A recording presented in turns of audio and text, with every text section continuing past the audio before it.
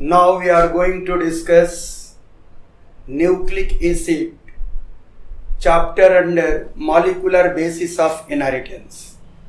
Molecular basis of inheritance is the chapter of genetics which is most important for the 12 exam as well as for NEET. That's why we are going to discuss. जैसा कि आप सब जानते हैं कि genetics में दो part हैं. पहला पार्ट है principle of heredity and variation और दूसरा पार्ट है मॉलिक्यूलर बेसिस ऑफ इनहेरिटेंस. तो हमने शुरू में मॉलिक्यूलर बेसिस ऑफ इनहेरिटेंस शुरू किया है ताकि बच्चों को यहाँ अंडरस्टैंडिंग काफ़ी हो. यह इसलिए आवश्यक है कि हम लोग यह भी बात जानते हैं कि अगर मॉलिक्यूलर बेसिस ऑफ इनहेरिटेंस की अंडरस्टैंडिंग नहीं होगी तो हम लोग बहुत अच्छा से बायोटेक्नोलॉजी नहीं समझ में आएगा. हम लोग आगे की कड़ी में इसी से जोड़कर बायोटेक्नोलॉजी पढ़ेंगे. आइए थोड़ी बातों पर गौर करते हैं.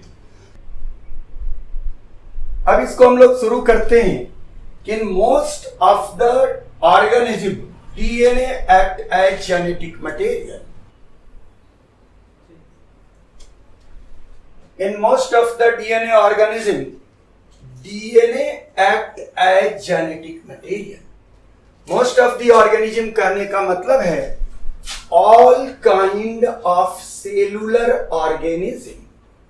All kind of cellular organism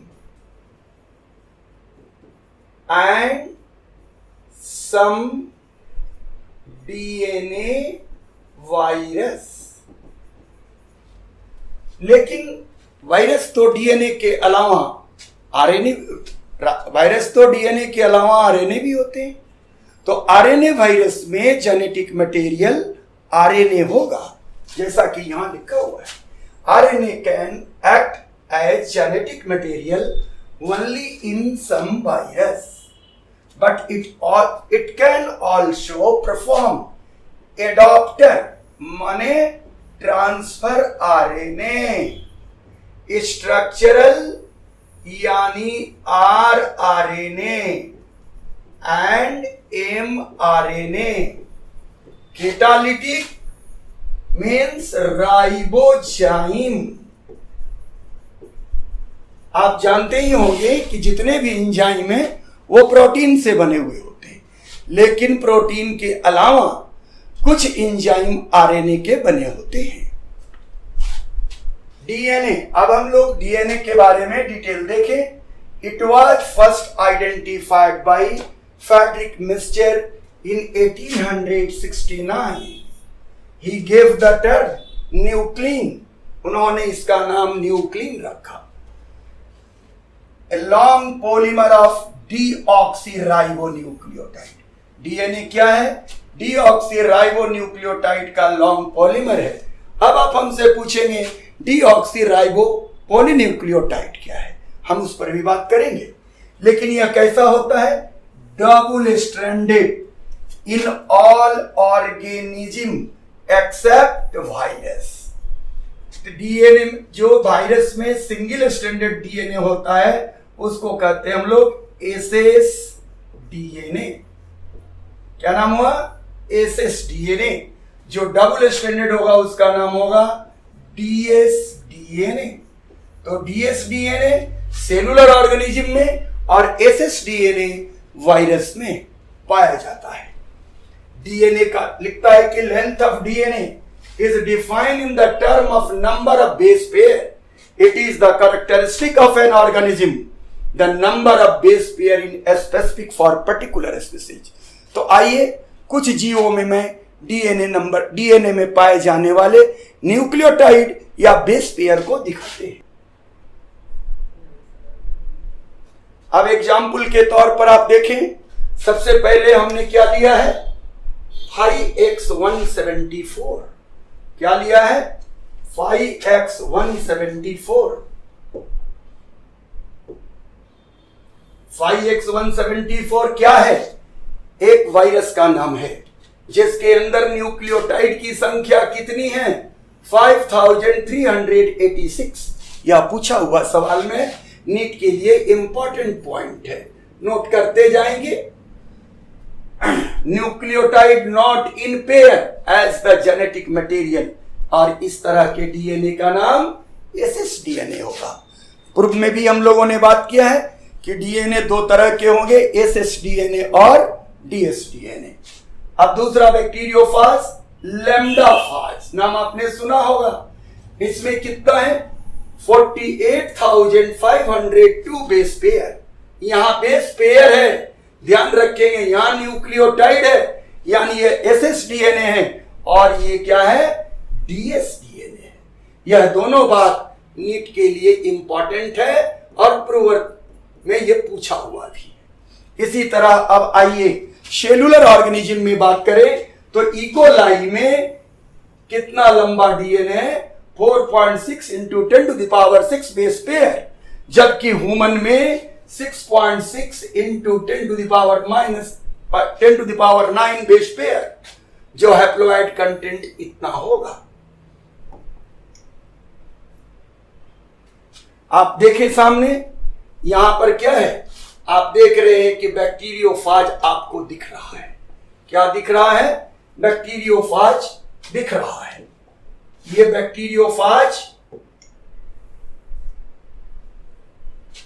bacteriophage के अंदर ये क्या है? ये इसका जीनोम है। आप ध्यान से देखेंगे तो डबल स्ट्रैंडेड दिख रहा है। देखिए, इसमें एक स्ट्रैंड ये दिख रहा है और एक स्ट्रैंड ये दिख रहा है। इसलिए यहां बैक्टीरियोफाज लैम्डा में कितना होगा? तो लिखा हुआ है 48,502 बेस पेयर। लेकिन ध्यान रखें, सिंगल स्ट्रैंडेड होगा, फिर भी सर्कुलर होगा। आगे बायोटेक में इसका यूज हम लोग फिर करेंगे। इसी तरह अगर हम इकोलाई की बात लें तो उसमें भी आप देखें, या फिर ये बैक्टीरियोफाज है लेकिन ये इकोलाई है। जैसा कि देख रहे हैं आप, यह इकोलाई का जीनोम है।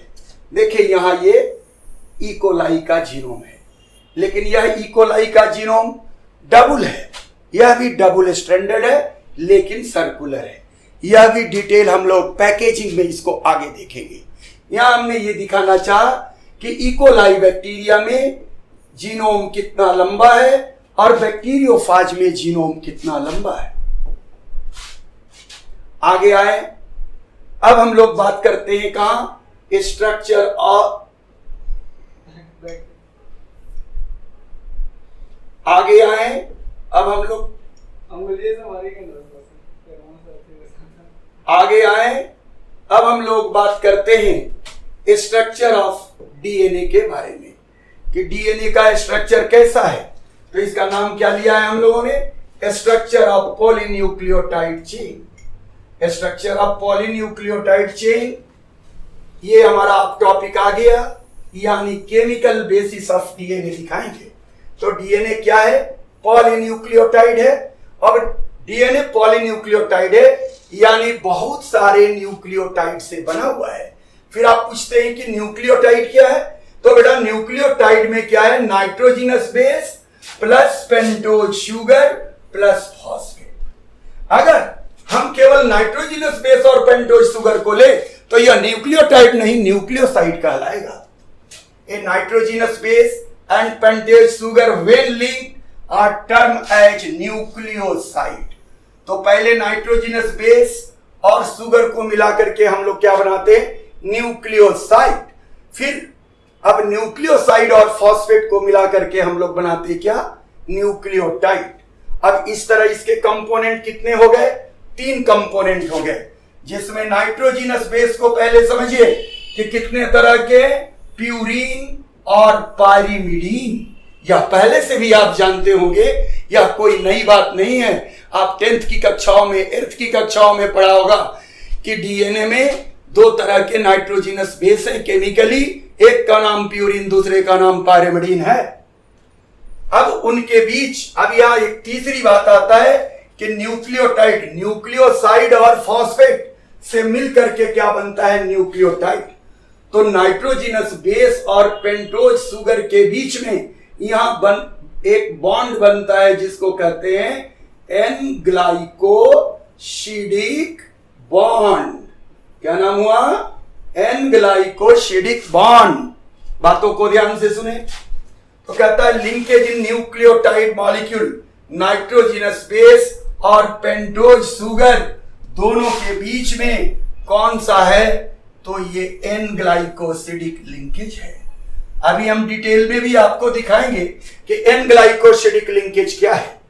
अब पेंटोज शुगर, अगर ये नाइट्रोजनस बेस और pentose sugar N glycosidic bond के साथ जुड़ गया तो यहां कौन सा बॉन्ड बनेगा? तो इसका नाम होगा फॉस्फो ईस्टर बॉन्ड। यहां कौन सा बॉन्ड आया? Phospho ester bond. तो यहां नाइट्रोजनस बेस और पेंटोज शुगर के बीच एन ग्लाइकोसिडिक लिंकेज और फॉस्फेट और न्यूक्लियोसाइड के बीच फॉस्फो ईस्टर लिंकेज। तो दो तरह के लिंकेज को ध्यान देना है। अब फॉस्फेट ग्रुप जो है हमेशा शुगर के 5वें एंड पर एड होता है। हमेशा कहां एंड होता है?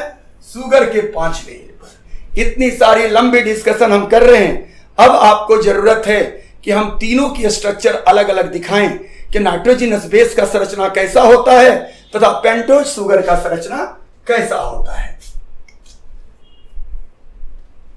पहले कंपोनेंट पर बात करें कि कंपोनेंट कैसा है। तो डीएनए के कंपोनेंट कौन कौन से हैं ये आप देखिए। तो component of nucleic acid, nitrogenous base and pentose sugar. हालांकि तीसरा कंपोनेंट भी है जिसे हम फॉस्फेट कहते हैं, सामान्य है इसलिए उसको हमने यहां पर मेंशन नहीं किया है। अब नाइट्रोजनस बेस में प्यूरिन में कौन कौन है? एडिनिन और गुआनिन। और वही आरएनए में अगर हम जाएंगे तो ये क्या हो जाएगा? एडिनिन और गुआनिन। प्यूरिन क्यों आरएनए का भी दिखा रहे हैं यह बात हम आगे बात करेंगे आपसे। नाइट्रोजनस बेस दोनों में समान है। कौन? प्यूरिन बेस ये। लेकिन ये पायरिमिडिन पर जरा ध्यान दीजिए, यहां पर है साइटोसिन और थायमिन, जबकि यहां पर थायमिन के बदला यूरासिल है। बार बार याद रखेंगे, डीएनए में थायमिन होता है और उसके बदला आरएनए में यूरासिल होता है। ये सब बेसिक एलिमेंट्री बातें हैं, ध्यान से देखिए। अब आता है पेंटोज शुगर की बात। तो पेंटोज शुगर में क्या है? Deoxyribose sugar. ये कहां है? डीएनए में है। और राइबोज शुगर कहां है? तो आरएनए में है। तो माय डियर पीपल, आप यह भी बात आसानी से चलते चले जा रहे हैं कि जैसे हम डीएनए पढ़ा के खत्म करेंगे तुरंत आरएनए पर फोकस करेंगे। समय के अभाव में दोनों बातों को हम एक साथ आपको इंट्रोड्यूस कर रहे हैं। काफी ध्यान से देखें और एंजॉय करें। अब इसके बाद हम आगे की ओर बढ़ने की कहा केमिस्ट्री की ओर आएंगे।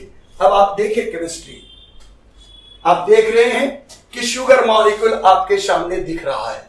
यह शुगर मॉलिक्यूल दो तरह का दिख रहा है। कौन कौन है ये शुगर मॉलिक्यूल? तो शुगर, वही पेंटोज शुगर को हमने क्या बताया है? शुगर। अब यहां देखिए ये क्या है? डीऑक्सीराइबोज। इसका नाम क्या दिया हमने? Beta D ribose. उसका नाम क्या दिया है? Beta D two deoxyribose. आप राइबोज और डीऑक्सीराइबोज भी कहेंगे लेकिन बहुत बेहतर नहीं होगा। क्यों नहीं बेहतर होगा? इस बात को देखिए। इसके दूसरे नंबर कार्बन पर आप क्या देख रहे हैं? OH। जबकि इसके दूसरे नंबर कार्बन पर आप क्या देख रहे हैं? H। अंतर है, एक ऑक्सीजन का अंतर, हमेशा याद रखना है। यह बहुत बड़ा रोल प्ले करेगा। आगे आपको बहुत सारी बातें इस पर समझनी होगी। दूसरी बात क्या है? इसके चलते ये राइबोज है और कैसा है? इसका आइसोमर डी आइसोमर है और बीटा क्या है? एनोमर है। आप केमिस्ट्री की कक्षाओं में जानते होंगे या फिर हम बायोकेमिस्ट्री डील करेंगे तो वहां इसको डील करेंगे। यहां पर भी क्या है? डी आइसोमर है और बीटा एनोमर है, लेकिन दूसरे नंबर कार्बन पर एक ऑक्सीजन कम होने से राइबोज डीऑक्सीराइबोज यानी beta D ribose beta D two deoxyribose में बदल गया। इस तरह से हम लोगों ने शुगर के बारे में बातें कर ली। जब हम शुगर के बारे में बात करें तो हमारी दूसरी बात क्या बच गई? Nitrogenous base. आइए देखते हैं नाइट्रोजनस बेस क्या है। आ गया नाइट्रोजनस बेस। अब इस नाइट्रोजनस बेस में देखिए दो तरह के नाइट्रोजनस बेस हैं, प्यूरीन और पायरिमिडीन। कौन कौन? प्यूरीन और पायरिमिडीन। प्यूरीन और पायरिमिडीन पहले भी आप जान चुके हैं।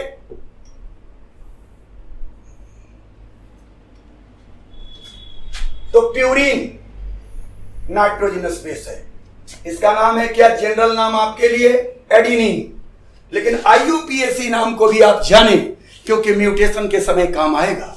तो वहां क्या नाम है इसका? 6 एमिनो प्यूरीन। कहां है प्यूरीन? तो यहां है। एडिनिन की संरचना यहां है, देखिए यहां ये 1 नंबर है, 2 नंबर है, 3 है, 4 है, 5 है, 6 है, 7 है, 8 और 9। ये पायरिमिडीन का नोमेनक्लेचर है, आप जैसा कि जानते होंगे। उसी तरह गुआनिन, इसका नाम है 2 एमिनो 6 ऑक्सीप्यूरिन। देखिए 6 नंबर पर क्या है? ऑक्सीजन लगा हुआ है, और दूसरे नंबर पर क्या है? नाइट्रो एमिनो ग्रुप लगा हुआ है। इसी तरह है pyrimidine, thymine, 2,4 deoxy 5 methyl pyrimidine. अब इसकी नोमेनक्लेचर कहां से शुरू होती है? 1 2 3 4 5 6। तो इसका नाम क्या हो गया है? 2 4। ये थाइमिन यहां है, 1 2 3 4 5 6। तो यहां हो गया 2, यहां हो गया 4 और यहां हो गया 5। इसी तरह साइटोसिन का नाम क्या है? 4 एमिनो 2 ऑक्सी। तो 4 एमिनो 2 ऑक्सी। आप कहीं से भी देखें, सिंपल वे में, सबसे इजीएस्ट वे में आपको हमने समझाया है। आप और भी सारे वीडियो ऑनलाइन देखते हो या बहुत सारी टेक्स्ट पढ़ते हो, किसी टेक्स्ट को पढ़िए, किसी को देखिए, और हमारी सिंप्लिसिटी को देखिए। अब इसके बाद क्या है? यूरासिल, जो कि आप सब लोग जानते हैं कि यूरासिल कहां पाया जाता है? तो आरएनए में पाया जाता है। लेकिन यहां इसलिए हमने डिस्कस किया है कि यह पायरिमिडीन है और थाइमिन का सब्स्टिट्यूट है। तो इस तरह से आपने नाइट्रोजनस बेस की थोड़ी बातें जानी। आइए थोड़ी सी बात और हम लोग नाइट्रोजनस बेस पर करते हैं। देखें, यहां किसी भी तरह की आपको कंफ्यूजन की जरूरत नहीं है, सारी बातें क्लियर रूप से आप देख रहे हैं। आप देख रहे हैं कि बेस है। अब यहां ऑलरेडी नोमेनक्लेचर दिया हुआ है, 1 से शुरू किया गया है, 1 2 3 4 5 6 प्यूरीन, 7 8 9। पायरिमिडीन की बात है तो देखिए 1 कहां से है? तो आप देखिए ये हेटेरोसाइक्लिक कंपाउंड है, इसमें 2 जगह नाइट्रोजन है।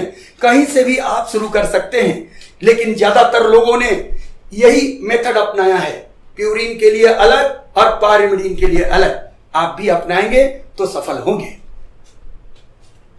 तो इस प्रकार हमने देखा एडिनिन और गुआनिन क्या है? ए और जी क्या है? प्यूरीन है। और सी टी और यू क्या है? पायरिमिडीन है। इसीलिए ए के साथ पेयरिंग डबल बॉन्ड से टी और जी के साथ पेयरिंग सी। चलिए आगे की ओर बढ़ते हैं।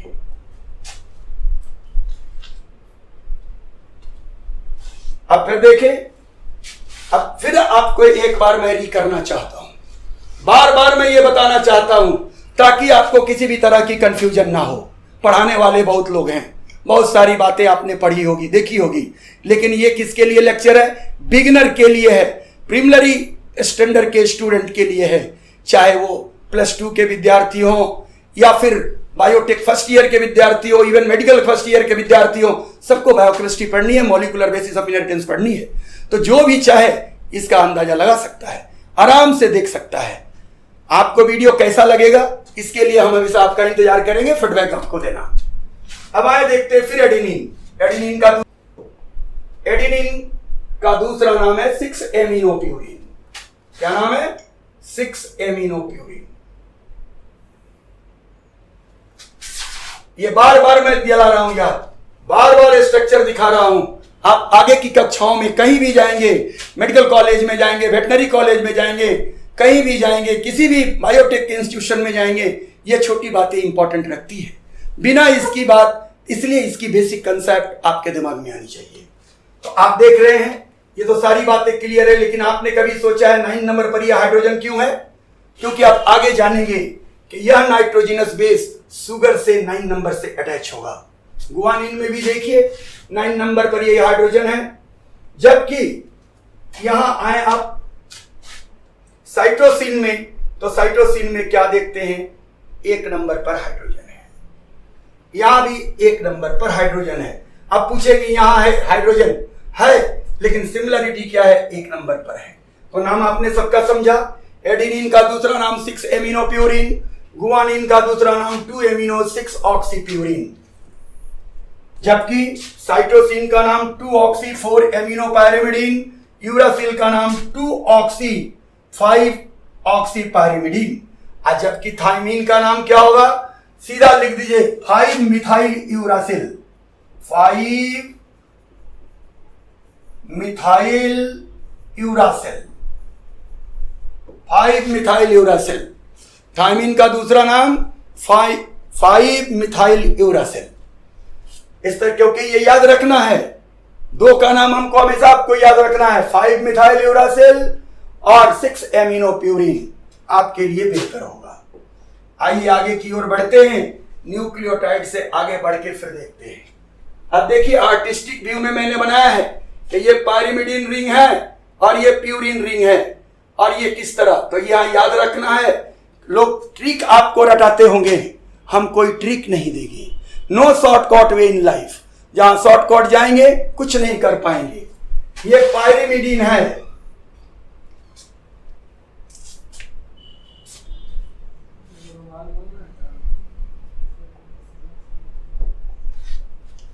ये पायरिमिडीन है। अब पायरिमिडीन को ध्यान से देखें आप कि पायरिमिडीन में क्या दिखा रहा हूं मैं? Single ring, 1 ring. इसमें क्या है? 2 रिंग। याद रख बेटा कि अगर 2 रिंग हुआ तो प्यूरिन और 1 रिंग हुआ तो पायरिमिडीन। बाकी तो बाकी है कि पायरिमिडीन कितने तरह के? 3 तरह के, जिसमें यूरासिल जो है डीएनए में नहीं पाया जाएगा, थायमीन और साइटोसिन। गुआनिन और एडेनिन ये आरएनए में भी पाया जाएगा और डीएनए में भी पाया जाएगा।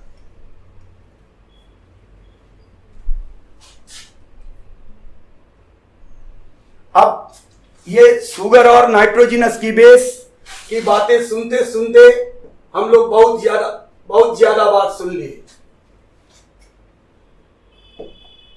अब हम लोग बात सुनेंगे किसका? न्यूक्लियोसाइड का। न्यूक्लियोसाइड किसे कहते हैं? बोलिए। अभी पीछे बोले थे कि न्यूक्लियोसाइड किसे कहते हैं, तो न्यूक्लियोसाइड किसे कहते हैं हम लोग?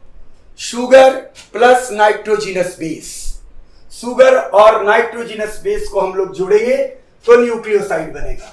लेकिन न्यूक्लियोसाइड का नया नाम पढ़िए, ग्लाइकोसाइलेटेड बेस। क्या नाम है? Glycosylated base. Base covalently bound via N glycosidic bond. बार बार ध्यान दिया रहे हैं किसके साथ? एल्डोपेंटोज। किसके साथ? एल्डोपेंटोज। पेंटोज यानी 5 कार्बन का शुगर और फंक्शनल ग्रुप एल्डिहाइड, एल्डोपेंटोज या कीटोपेंटोज।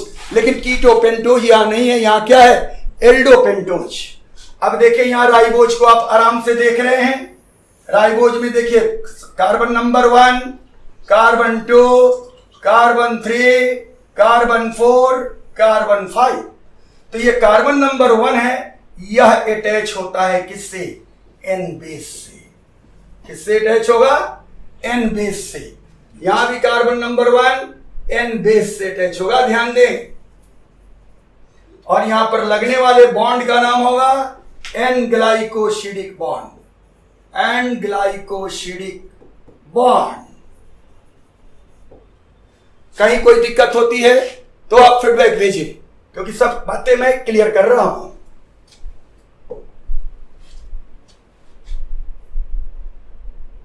अब न्यूक्लियोसाइड के बाद हम लोग कहां आ गए? न्यूक्लियोटाइड। तो जरा हम लोग न्यूक्लियोटाइड की बात करें कि न्यूक्लियोटाइड क्या है।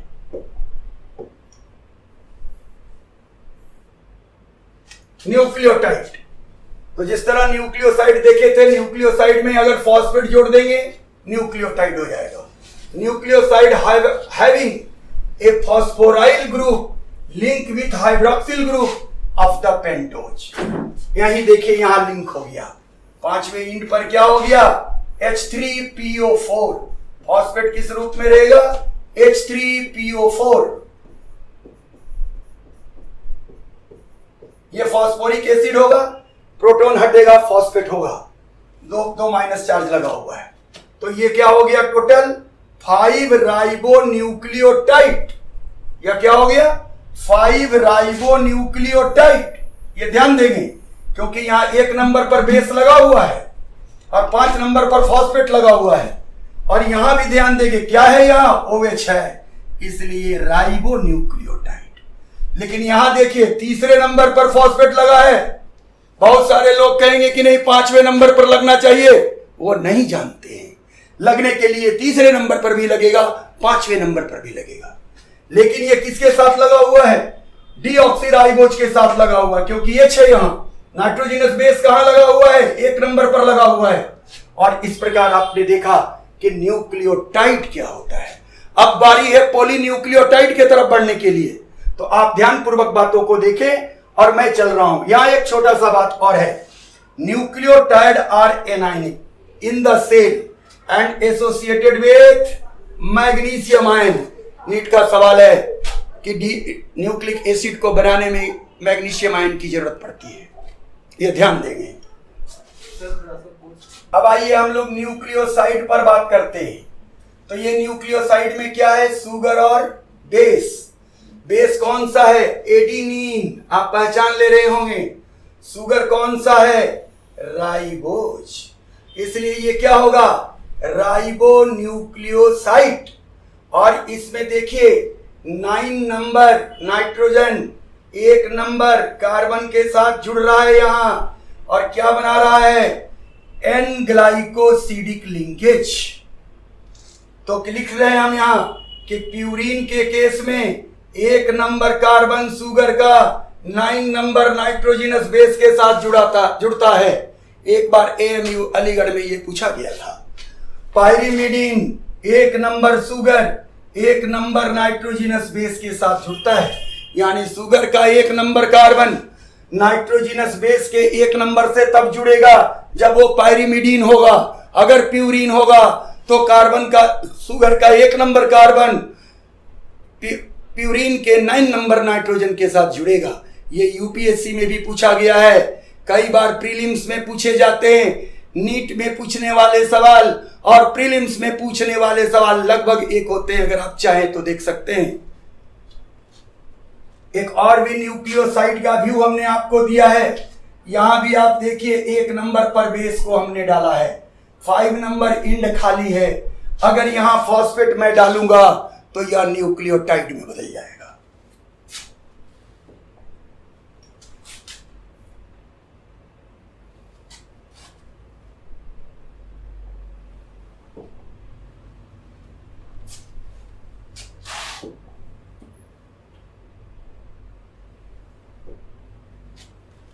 अब यहां बात किसकी आ गई? न्यूक्लियोटाइड। न्यूक्लियोटाइड में साफ साफ दिखा रहे कि शुगर के साथ 1 नंबर कार्बन से 9 नंबर नाइट्रोजन जुड़ा हुआ है। बीच में पड़ने वाले बॉन्ड का नाम एन ग्लाइकोसिडिक बॉन्ड। दूसरी तरफ 5 नंबर कार्बन से फॉस्फेट जुड़ा हुआ है। तो 5 नंबर कार्बन पर फॉस्फेट जुड़ा हुआ है और 1 नंबर कार्बन पर क्या है? नाइट्रोजनस बेस जुड़ा हुआ है। और ये क्या हुआ? अस्पष्ट न्यूक्लियोटाइड की संरचना है। अगर आप देखें उसी बात को मैं फिर दोबारा आर्टिस्टिक व्यू में आपको दिखा रहा हूं। यहां देखिए ये क्या है? N glycosidic bond. ये क्या है? Phosphoester bond. यहां फॉस्फोइस्टर बॉन्ड जुड़ता है, यहां एन ग्लाइकोसिडिक लिंकेज।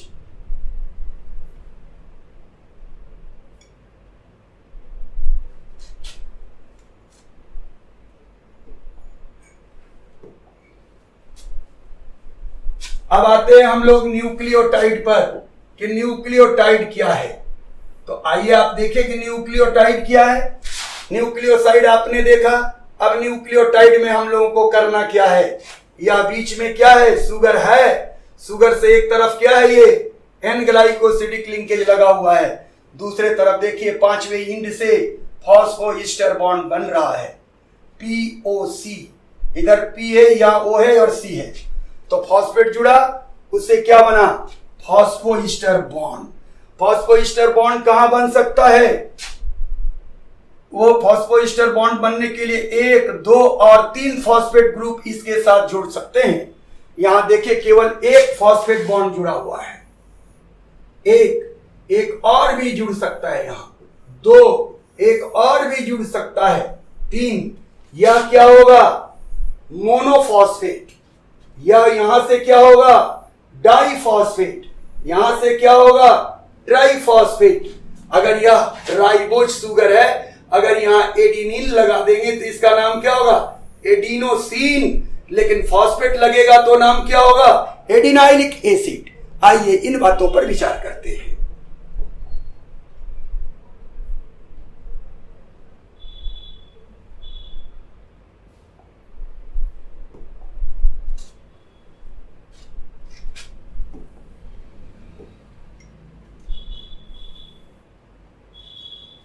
आइए देखें, अब यहां पर फिर मैं पुरानी वाली बात, ये क्या है फॉस्फेट, ये क्या है नाइट्रोजनस बेस, ये क्या है शुगर, इस तरह ये क्या हो गया न्यूक्लियोटाइड दिख रहा है।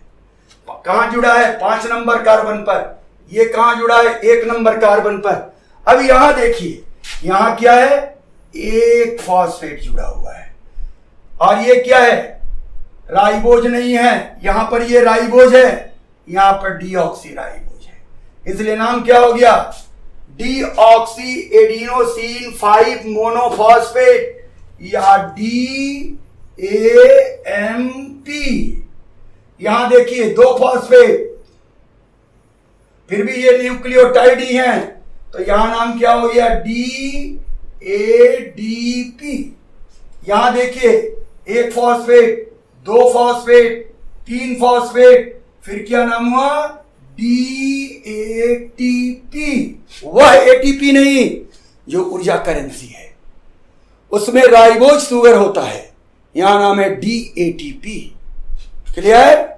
अब तो आपको मैं समझता हूं कि न्यूक्लियोटाइड से कोई दिक्कत नहीं है, लेकिन सारे के सारे न्यूक्लियोटाइड DNA और RNA की संरचना का निर्माण नहीं करते। कुछ वैसे भी न्यूक्लियोटाइड हैं जो अलग बायोलॉजिकल रोल प्ले करते हैं। आइए आगे की ओर बढ़ते हैं और उनके बारे में सोचते हैं। अब यह है क्या कि लिंकेज आप देख रहे हैं कि जो पीछे में आपने लिंकेज पढ़ा वो कहां कहां आपकी लिंकेज थी, इन बातों पर हम बात कर रहे हैं। Linkage between the 2 nucleotide. अब एक न्यूक्लियोटाइड पढ़ लिए तो 2 न्यूक्लियोटाइड को बीच में जोड़ना होगा, आप जोड़ेंगे तो वहां पर कौन सा लिंकेज होगा फॉस्फोडाइईस्टर लिंकेज। एक्चुअली होता है फॉस्फोईस्टर लिंकेज, देखने में लगता है फॉस्फोडाइईस्टर लिंकेज, और यह बात मैं चैलेंज से बोल रहा हूं कि 99% किताबों में यह गलत लिखा हुआ है। आप भी अगर जानते होंगे पुनः बड़े से बड़े टेक्स्ट को देखें, क्योंकि हम ऑलरेडी जानते हैं कि एक न्यूक्लियोटाइड में एक फॉस्फोईस्टर बॉन्ड है, तो 2 न्यूक्लियोटाइड अगर आपस में जुड़ेगा तो एक न्यूक्लियोटाइड का फॉस्फोईस्टर जरूर रहेगा, यहां का केवल एक फॉस्फोईस्टर आएगा, तो बॉन्ड एक बनेगा फॉस्फोईस्टर, लेकिन दिखने में लगेगा फॉस्फोडाइस्टर। यह बात को हमेशा ध्यान दें। The 2 nucleotide interconnected to form dinucleotide. ATP dinucleotide नहीं है, NADP nicotinamide adenine dinucleotide, FAD flavo adenosine dinucleotide, ये डाइन्यूक्लियोटाइड होते हैं। Thus further elongation result in the formation of polynucleotide chain. At one end of the polynucleotide chain, free phosphate moiety, माने कि अगर DNA इस तरह बनता है तो इस 5वें एंड पर फॉस्फेट होगा और इधर तीसरे एंड पर फ्री OH होगा। अब the polynucleotide chain opposite end having free 3OH, इन सारी बातों का ध्यान रखना है। End term as 3 end of the polynucleotide chain. इसलिए पॉलीन्यूक्लियोटाइड चेन में 2 एंड हो गया, 5 एंड और 3 end. Backbone of polynucleotide chain made up by sugar and phosphate. Backbone polynucleotide chain का बैकबोन किस चीज का बना है? सुगर और फॉस्फेट का।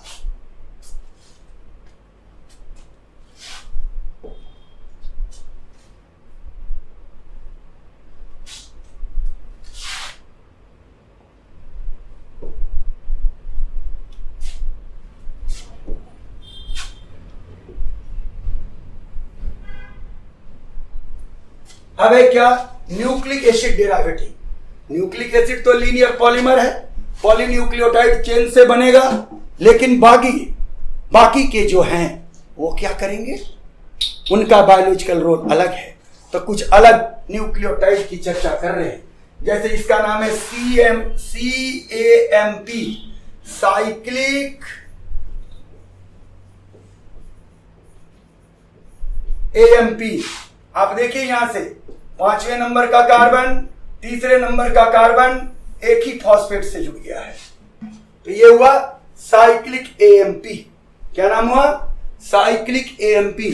हार्मोन रेगुलेशन आप पढ़े होंगे, मैकेनिज्म ऑफ हार्मोनल रेगुलेशन, वहां ये सेकंड मैसेंजर के रूप में काम करता है। अब इसके बाद दूसरा ये क्या है? FAD। ये इस मॉलिक्यूल का नाम क्या है? FAD, क्योंकि ये है राइबोफ्लेविन। यहां तक है। और ये देखिए इसमें सुगर भी जुड़ा हुआ है। तो राइबोफ्लेविन में सुगर और फ्लेविन बेस पेयर, तो फ्लेविन बेस और शुगर, साथ में फॉस्फेट। यहां देखिए छोटा सा phosphate.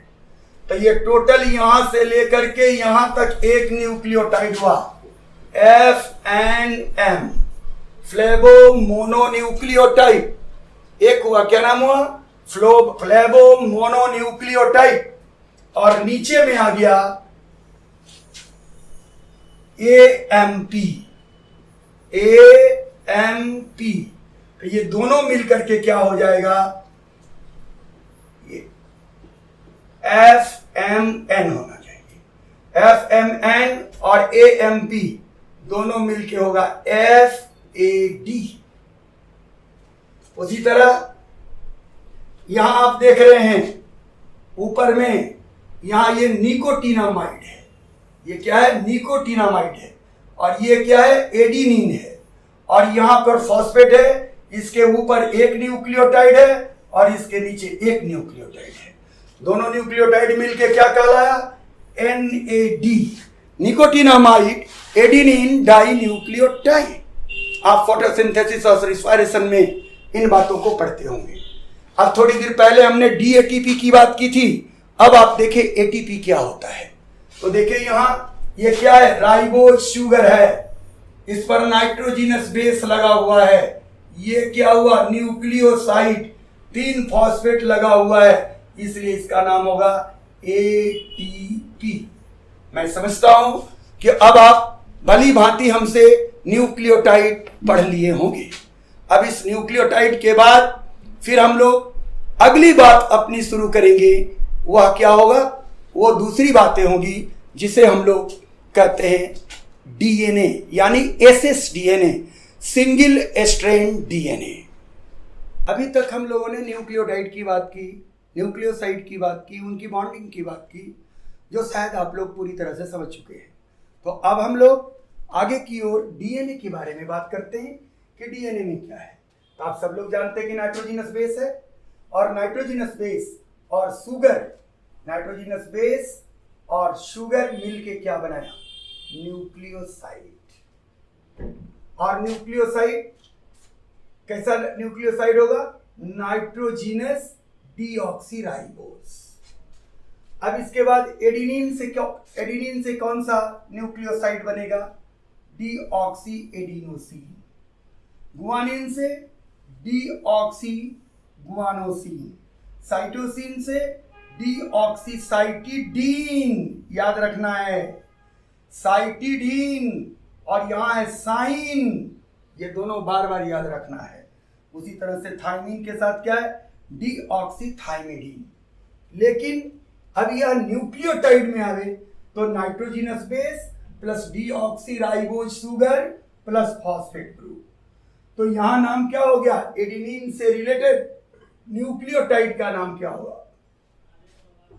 Deoxy adenylic acid. Deoxy adenylic acid या deoxy adenosine monophosphate. Deoxy adenosine monophosphate, short में बोल दो तुम लोग DAMP।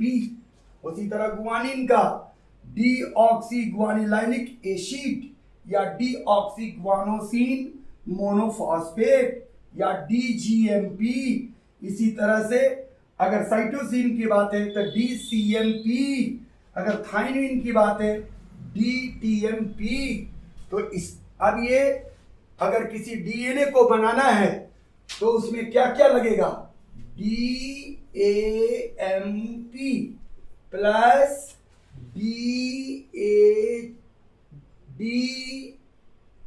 DCMP plus DTMP plus DGMP। अब इसको जोड़ करके देखें, अगर इसको जोड़ेंगे तो एक न्यूक्लियोटाइड चेन होगा। उस न्यूक्लियोटाइड चेन को हम लोग क्या कहेंगे? SSDNA या सिंगल पॉलीन्यूक्लियोटाइड चेन।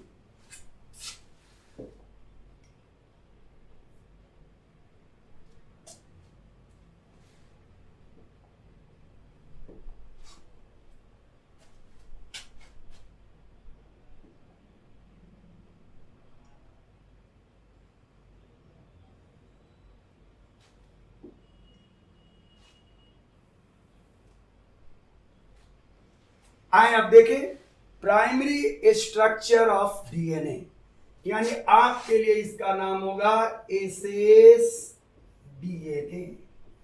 क्या नाम होगा? SSDNA। अब ये SSDNA आप देखें यहां आराम से 3 कलर में दिया हुआ है। एक क्या है? एक न्यूक्लियोटाइड यहां तक है, दूसरा न्यूक्लियोटाइड यहां तक है, और तीसरा न्यूक्लियोटाइड।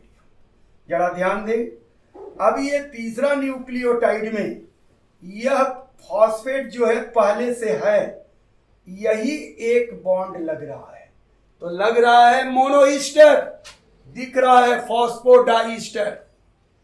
फिर यहां ये पहले से है, यही एक लग रहा है। तो आपने यहां क्या देखा? 3 न्यूक्लियोटाइड के बीच में 2 फॉस्फोईस्टर बॉन्ड लगा, इससे 2 वाटर मॉलिक्यूल रिलीज होगा। एक बार ऐसा भी सवाल पूछा था कि 10 न्यूक्लियोटाइड को जोड़ने से कितना मॉलिक्यूल वाटर निकलेगा? तो 9 मॉलिक्यूल वाटर निकलेगा। आइए उसी बात को यहां दिखाते हैं। ये 5वां इंड है, 5वें इंड पर फॉस्फेट लगा हुआ है, और ये क्या है? फिर इसका 5वां इंड है, फॉस्फेट लगा हुआ है, तो यही बॉन्ड बन रहा है 3 to 5, इसका 3, इसका 5।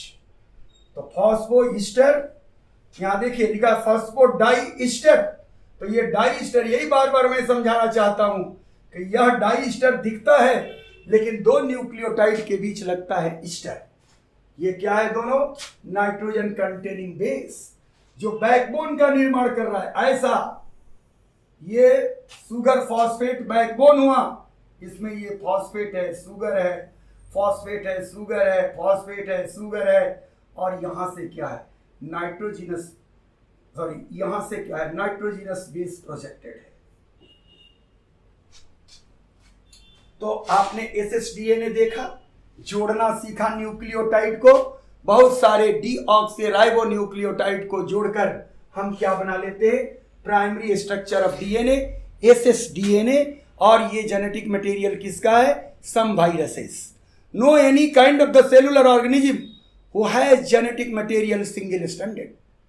Each and every organism which are cellular, either prokaryotic or eukaryotic, must be possess double stranded DNA. Always remind.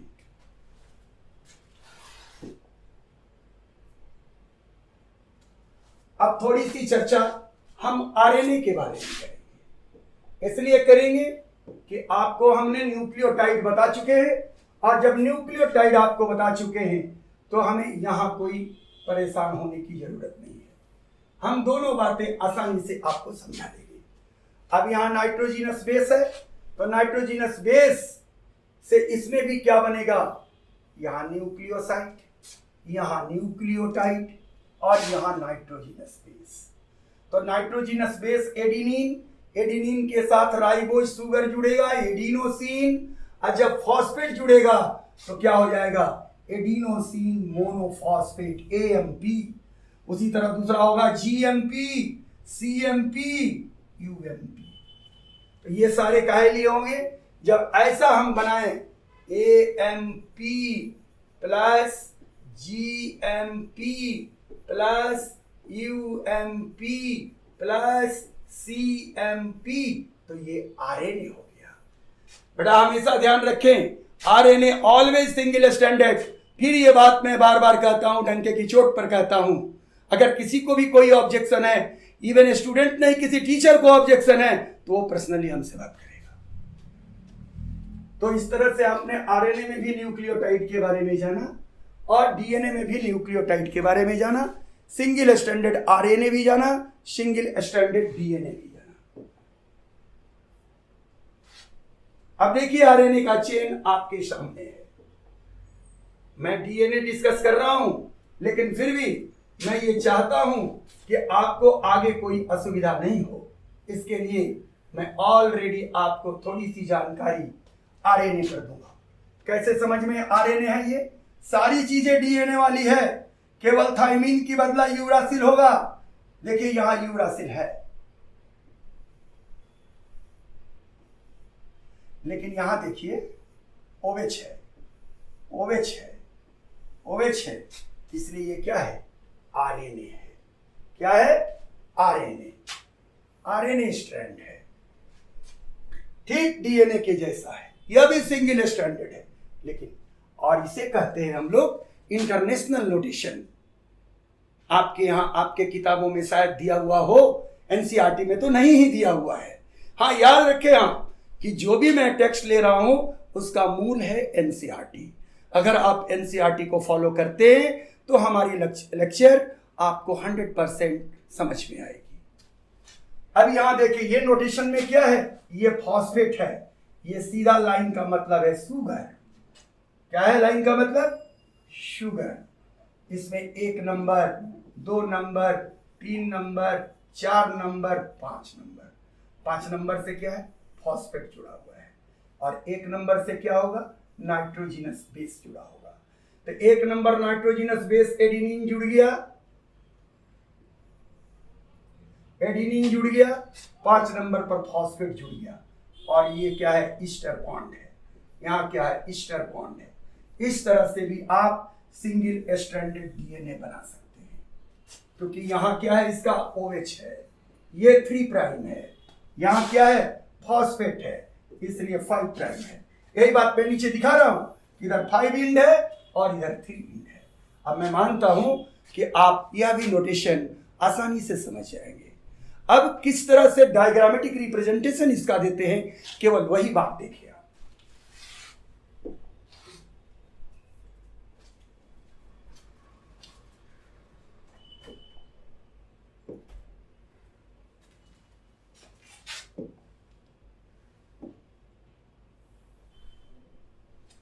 To deoxyribose क्यों? केवल H है बेटा। 1 नंबर से एडिनिन जुड़ा हुआ है, 3 फॉस्फेट है। कैसे बना? ये राइबोज था, राइबोज मॉडिफाई होके क्या बनाया? डीऑक्सीराइबोज। याद रखना है 2 बातें हमारी बार बार, इस पूरी लेक्चर की दो सारांश है, डीएनए और आरएनए में अंतर। डीएनए का थाइमीन, आरएनए में यूरासिल।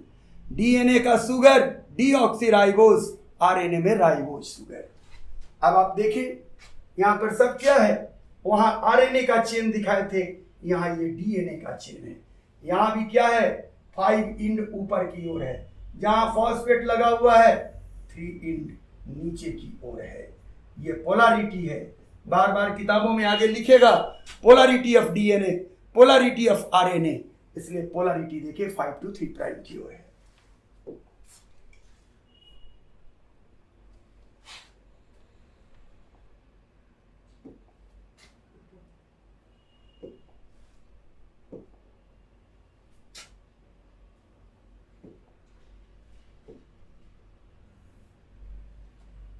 अब यहां देखें आप ध्यान से देखें, ये जो लाइन है ये सुगर फॉस्फेट बैकबोन है, और इसमें बीच बीच में ये क्या है, नाइट्रोजिनस बेस है।